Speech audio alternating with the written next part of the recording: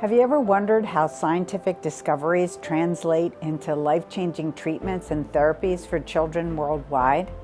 It's with the launch of new centers, programs, buildings within a thriving academic medical research community that promote collaboration and showcase an unwavering spirit and commitment to improving pediatric health.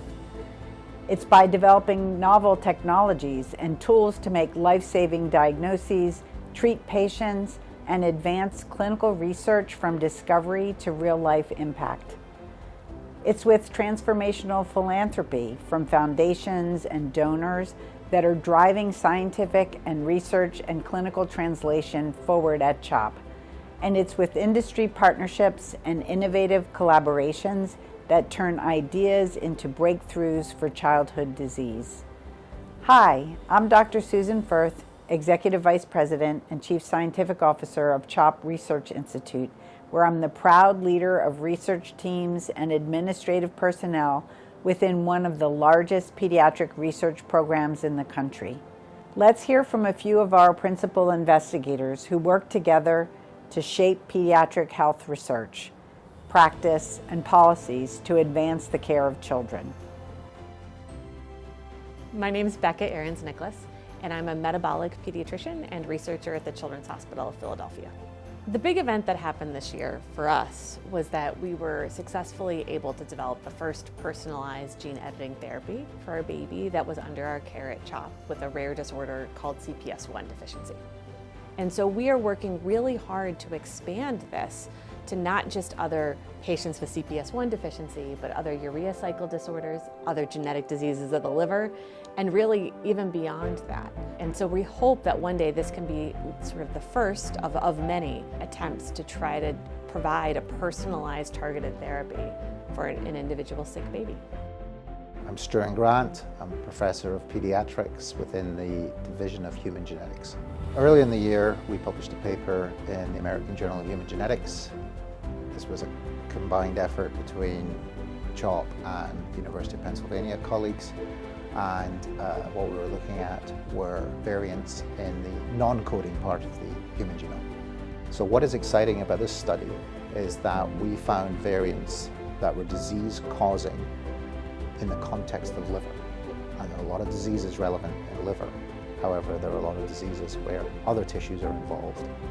By applying this technique in brain, in heart, in lung, skin, you can look at diseases where there have been genetic findings made before and pinpoint the causal variant and subsequently pinpoint the corresponding disease-causing gene. Hi, I'm Benjamin Yaris. I'm a psychologist and I'm an associate professor based at CHOP and in the Department of Child and Adolescent Psychiatry Behavioral Sciences. And I'm also a member of the Center for Autism Research, and I direct the Atlas Center, which is a center devoted to supporting youth as they exit high school and go into adulthood. The Armolino Center is really a first of its kind center providing lifespan care for youth with a diagnosis of Williams syndrome. And one of the things that I'm very excited about is the work that we're doing within our flight study that is part of the Armolino Center.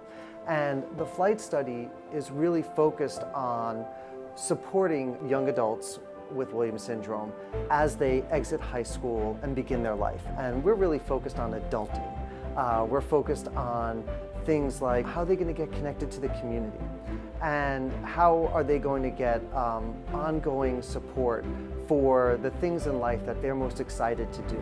Hi, I'm Audrey John. I'm Chief of the Division of Infectious Diseases. I'm Mike Geiselor, and I'm a professor of pathology and laboratory medicine. The I2DRI is really a new brand for that collective group of investigators. So it really brings power and a name to, again, that sort of over 80 faculty that are involved with these research activities. And so that also gives us, a seat at the table with groups both in the local academic research communities, but also more globally. Hi, I'm Jamie Young. I'm a clinical psychologist and one of the associate chairs of research in the Department of Child and Adolescent Psychiatry and Behavioral Sciences here at CHOP. Investigators at CHOP are partnering with researchers at the University of Pittsburgh on the Etude Center, which is a suicide prevention research center funded by the National Institute of Mental Health.